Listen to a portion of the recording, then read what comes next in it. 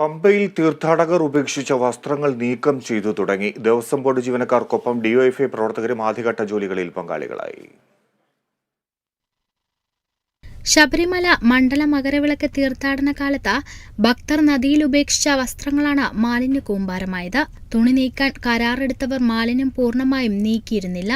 ഇതോടെയാണ് ദേവസ്വം ബോർഡ് 10 ജീവനക്കാരെ വസ്ത്രങ്ങൾ നീക്കാൻ ചുമതലപ്പെടുത്തിയത്.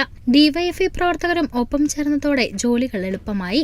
കഴിഞ്ഞ ദിവസം മാധ്യമങ്ങളിലൂടെ വന്നൊരു വാർത്തയാണ്, പമ്പാ നദിയിൽ ഇങ്ങനെ വസ്ത്രങ്ങൾ മാലിന്യം അവിടെ കുന്നുകൂടി കിടക്കുന്നു എന്നുള്ളൊരു വാർത്തയാണ് വന്നിരിക്കുന്നത്.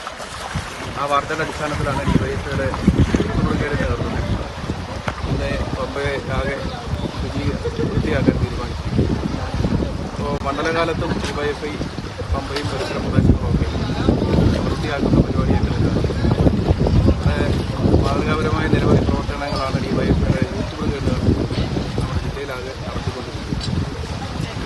പ്രകൃതിക്ക് ഇത്തരം ദോഷമുണ്ടാക്കുന്ന ഇത്തരം കാര്യങ്ങൾ, മാലിന്യങ്ങളൊക്കെ മാറ്റുക എന്ന ലക്ഷ്യത്തോടുകൂടിയിട്ടാണ് ഡിവൈഎഫ്ഐ പ്രവർത്തിച്ചിരിക്കുന്നത്.